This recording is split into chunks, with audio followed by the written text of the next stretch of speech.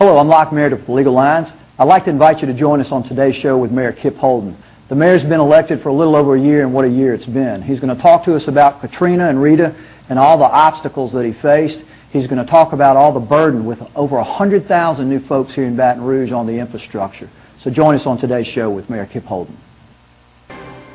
Welcome to Legal Lines. I'm Locke Meredith, and I'm very pleased to have on the show today Mayor Kip Holden. Mayor, thank you so much for coming in and talking to us. Tell me what's happened. You've been in office for about a little over a year now. Correct. And boy, have you been through it. Yeah, it's been quite unique. Of course, when we started out last year, we had a game plan set for a number of things, trying to deal with traffic, economic development, crime, and education. And we were moving along that path. And then the roof fell in. Yeah, it did it. I mean, and then in August, Katrina came, and then 3.5 weeks later, we were dealing with Hurricane Rita. It's been a tremendous challenge for Baton Rouge, but more than anything, without the help of the people in Baton Rouge, we would not have had the success that we're having now. That's simply because of the graciousness and how people really opened up and took in a lot of people. There was a study done by LSU that said over 60% of the residents in East Baton Rouge Parish either took somebody in and or volunteered. It was unbelievable. And some of them volunteered more than once. And the churches really kicked in. The churches were the rock. I mean, when I can tell you that they came in and fed thousands of people, they provided shelters in their sanctuaries, when they provided other basic needs, including clothing and counseling, too. All of those things were very essential into us moving and helping to calm some of the fears of people from New Orleans and other areas, and also from Lake Charles and those areas as well. They came from everywhere, didn't they? That's correct. Well, Mayor, I want to thank you personally and on behalf of my family, and I know thousands of people here in Baton Rouge, for the wonderful job that you and your administration have done, because I know it was... How many hours a day were you working when that stuff happened? You were virtually going 18 hours a day, and for the most part, my days are still running at least 14 to 16 hours. So you're up at what time? You know, I can start as early as 6:30 in the morning, but on the average, I get home about 11 o'clock at night. Goodness gracious. How's the wife taking that? The key still fits the door. and I'm not outside with a six-pack of Alpo. So you're doing okay. Yeah. You're doing okay. Well, let's talk about, right before we started, 100,000 more folks here. Unbelievable. It's a tremendous strain in one sense, but at the same time, it's like having a canvas and you have the brush and you paint the picture. With that extra 100,000 people, you're seeing a tremendous upturn in businesses. Restaurants that you didn't have to make reservations at before, now you have to do that. We ended up with a surplus for the year. But on the other hand, tax revenue? Yes, a tax revenue. But on the other hand, it provides a lot of challenges. The school system had to open up 2 schools that were closed. The private schools had to go towards various shifts.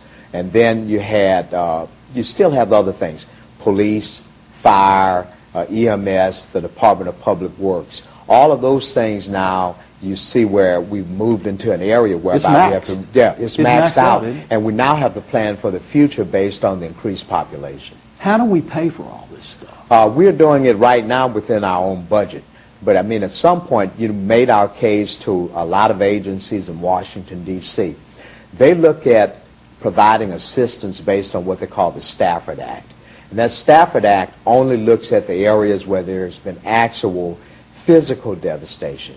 Our case has been, you can't look narrowly at the area that was impacted. You have to look down the pipeline.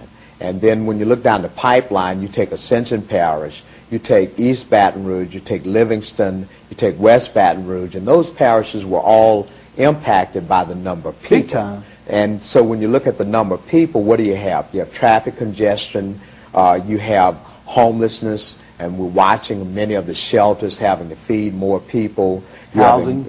Mental health, you have affordable housing. All of those things we're having to deal with. And so our case to the federal government has basically been, look, we understand that the devastated areas need immediate attention. We don't have any argument with that.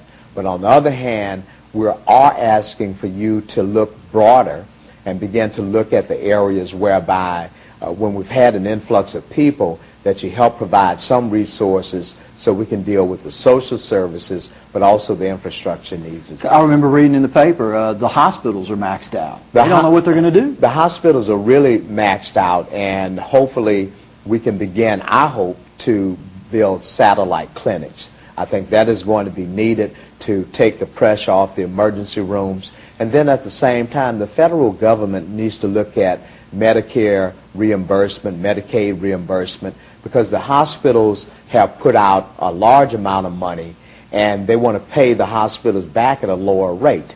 And when they were taking people in, and when they were taking people in, they gave through their hearts and everything, trying to save people and help people, provide adequate health care. And then now you're watching the federal government saying, well, we're not going to reimburse you at the same level. And it's so interesting. I know that I was reading they passed the budget on the federal level. $100 billion has now been allocated, as I understand it, by the federal government to aid the hurricane-stricken areas.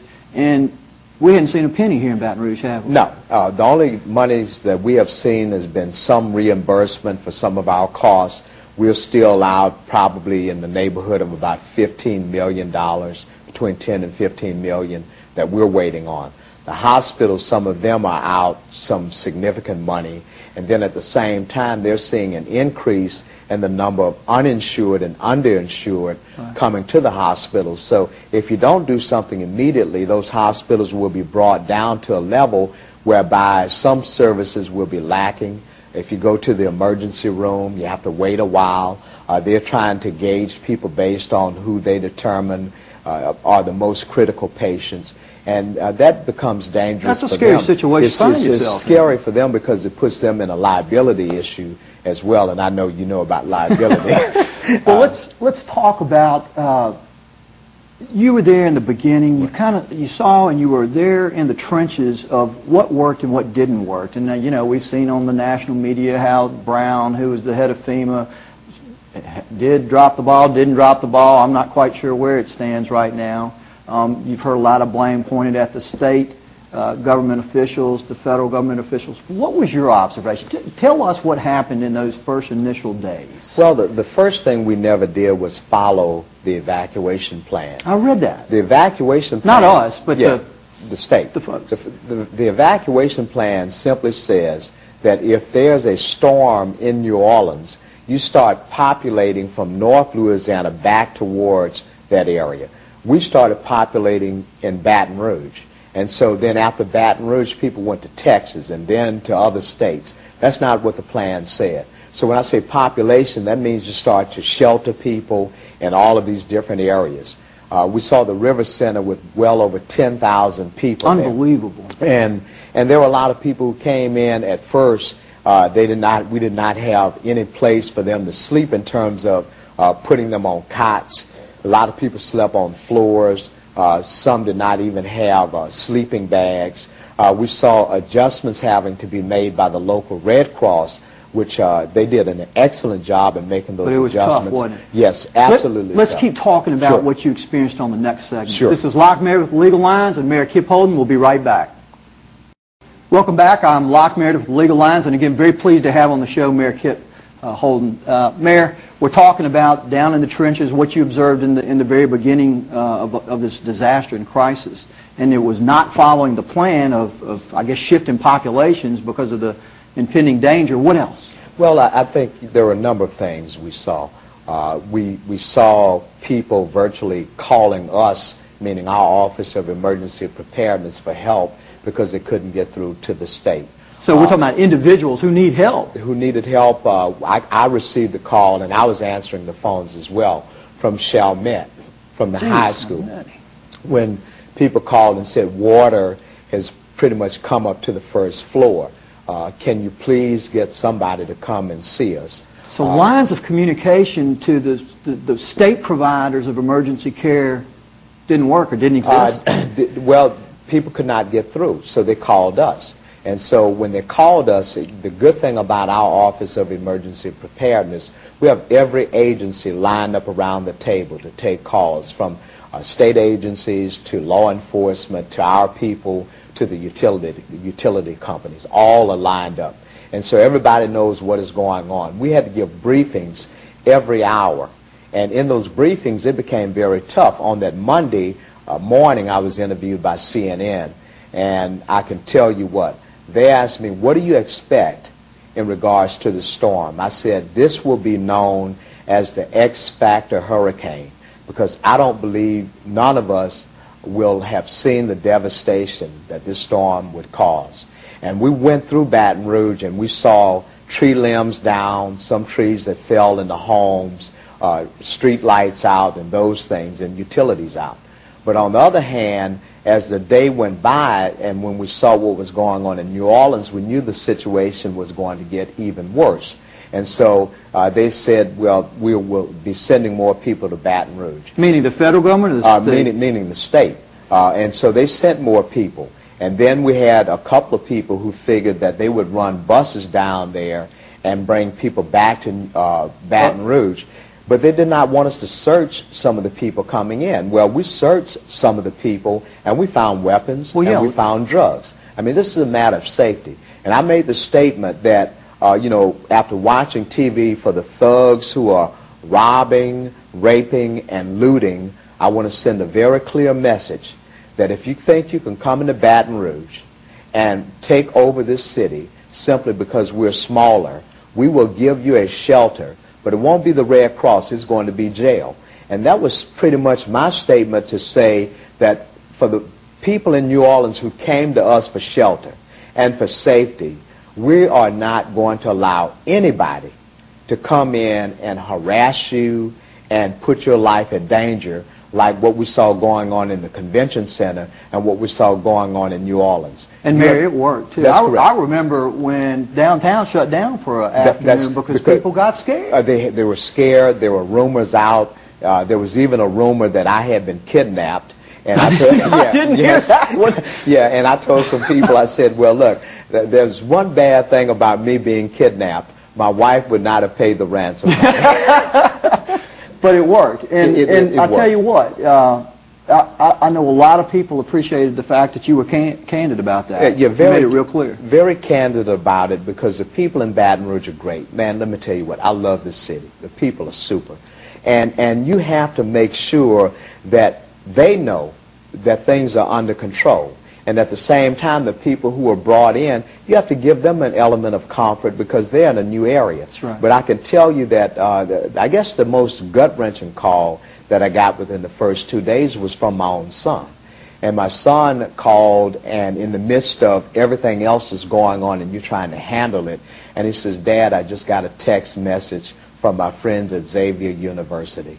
The water is up to their waist. Can you please save them? Now, at that moment there, I mean, there's a tug of war going on inside of me. I'm trying to figure out, if I don't help those kids and something happen, would they think, meaning the parents, that if it was my child still left down there, that I would have gone the last mile to help? Would they think there's a double standard here? What would my son think if I could not save those children? What about the text message now that will be etched in his life forever if I can't help? And so, I mean, there was truly a tug of war. And thank God there was a guy from the state police there, and I said, I just received this text message from my son. Can you please help these children?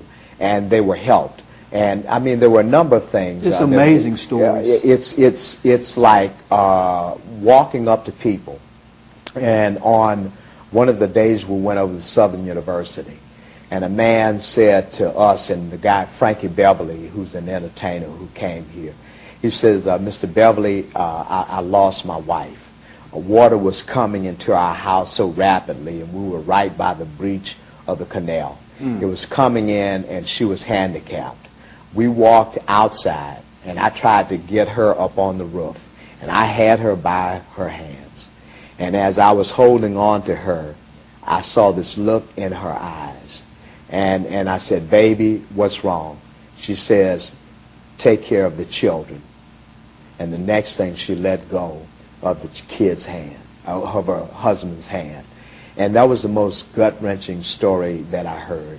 and he never saw his wife anymore. She was washed away. Lord God. And I mean, True tragedy. Yeah, a lot of sad stories. A lot of people went through a lot. Many people came here with only the clothes on their backs. They fled. There were a lot of people, I'm firmly convinced, who died in New Orleans unnecessarily. Had we had things in place, it would not have been as bad in terms of the loss of lives. Well, let's talk about that. I mean, you were in the trenches. I mean, let's talk about the federal level. Where did they screw up, in your opinion? Deployment. You have to have the resources in place. There was a mock exercise that had been conducted that pretty much said that in a storm of this nature, here's what you're going to have to do. And they didn't do it? They never did it. So the bottom line is they knew it was coming, Right. and they didn't deploy the resources that could get in there as soon as they could. Correct. The way they should have. And even after it happened, there was no reason for 4 days Oh, it was unbelievable for seeing people to buses be going lined without up. water and food. What is the explanation for that? They can't offer one that's satisfactory to anybody except incompetence. So the bottom line is they knew it was coming, they had a plan, and they didn't follow the plan. They didn't follow the plan, and as a result of them not following the plan, many people suffered needlessly, and that is not right in this country today for us not to be able to handle something that should be basic. Some will say, well, it wasn't basic because this is a storm that we had never seen. But if you were to follow the plan, then the level of devastation in terms of the human casualties would have been a lot less. Did politics play a part in that, or was it just incompetence? I think there was a combination. The politics played a little bit with the president and the governor in a debate. All right, let's talk about that on the next Sure. segment. This is Locke Meredith for Legal Lines and Mayor Kip Holden. We'll be right back. Welcome back to Legal Lines. I'm Locke Meredith, and again, very pleased to have on the show Mayor Kip Holden. Mayor, we're talking about politics, in your opinion, playing a part of the incompetent reaction of the federal government. How so? Well, the governor and the president were at odds as to whether or not the federal government should come in and take over the National Guard. And that debate also went along in Mississippi. And I guess the governor's point was... So the federal government or President Bush wanted Governor Blanco to give him the right to, I guess, direct the deployment of our local state guard? Correct. And she said no. She said no. The governor of Mississippi said no, we don't want to get to that extent. We are able to do this. But in the meantime, the battles got to be more bitter. And so it became personal. And in the fact that it became personal, people became victims of circumstances. Who made it personal? I think both of them did. Really? I really do. I mean, there was some words exchanged between both of them. But on the other hand, as a result of that, we are still lagging a lot in regards to the federal dollars coming into Louisiana. So Mississippi is getting way more of the money than we are, or quicker? Well, everybody's fighting now over the money. The president pledged to us an extra $4.2 billion. Now Alabama, you have Alabama, Mississippi, and Texas fighting us for that $4.2 billion. I think they need to look at the amount of devastation here, still leave the $4.2 billion, but appropriate the additional money to go to the other states. Alabama did not receive the blow that Mississippi received and Louisiana received. Texas received some problems, From Rita, still not the same extent. And at the same time, you got Katrina and you have Rita, and you have South Louisiana, meaning around Lake Charles and Cameron, and the people there are saying, you're not paying any attention to us at all. So there's a lot of devastation here, and we're on the verge of entering into another hurricane season, and scary. still a lot of the problems are not resolved. Where did the state drop the ball? I think the state dropped the ball in the response time. I think if you would go back and when a hurricane was headed towards North Carolina, the governor, even in advance of the hurricane, identified well over 70 shelters that people could go to for help. The National Guard was deployed in strategic places, and supplies are stocked in strategic places. I think if you look at a number of things, LSU played a major role. If you went out to the Maravich Center, I remember. they went in and virtually became like a MASH unit at a hospital. They took care of a lot of people. But we need to make sure we get the medical supplies into them on time. A lot of those things are very, very critical. Now, what about on the local level? I don't know if you know Mayor Knockin, but, I mean, did he screw up? I mean, was there mistakes made there? I think that the congressional findings pointed out that there was a declaration, a disaster declaration, that was not issued timely. And they feel that those 24 hours really were very detrimental to the people here in Louisiana. The same thing on the part of the governor's office. So hindsight would have dictated that we issued those orders, we acted upon them right away, and that we deployed the people and started moving people out. Look, we were called to provide 60 buses to go down to New Orleans to transport people.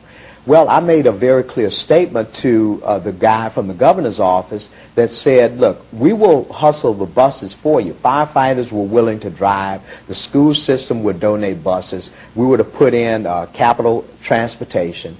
They were willing to help. But I said, well, you need an armed guard on these buses because people were firing at buses. I remember. Even the police officer that was wounded here in that drug raid, we had to send an EMS unit down to Touro Hospital in New Orleans to transport the officer back. Well, the EMS unit was fired upon. So what, they didn't provide the armed guard? No, and I said, we're not sending any buses. Unbelievable. And I mean, it was really a disaster to watch how many things were put on the table, but yet very little action to get people back. And at the same time, there were a lot of people who were being transported to LSU, and that was for medical treatment, but really they deserve to be in shelters. Let's fast forward. Okay. We're in today. It's been a horrible tragedy. We've dealt with it as best we could now, and we've got all these pressures on the infrastructure that we talked about. What's your plan to deal with traffic and the hospitals and the education and such? Well, right now, thanks to the voters, they passed a bond issue that will allow us to do 37 major projects. The other part of this is now calling for traffic? For traffic. Okay. And now the other part of this is now looking at a regional concept with Livingston, West Baton Rouge, Iberville, and Ascension. And now we're talking about if we build roads, we have to look at it from a regional concept instead of just from the city of Baton Rouge. So we're implementing those plans. Then with the school system, we're continuously raising money for the school system, but at the same time, we're looking at affordable housing, and in that affordable housing complex, which will hopefully come out of the ground in October. Now, where is that going to be? That's going to be over off Don Moore and Ardenwood. Okay. And so that would be the first mixed income development in Louisiana, in Baton Rouge in our history. So we're moving to do that, but it'll have a school. It'll also have a medical component with satellite. Really? Almost like a little PUD or a... That's exactly right. Okay. And so we'll have all of those things going and also try to put a grocery store in there. So all of the needs will be in that traditional area.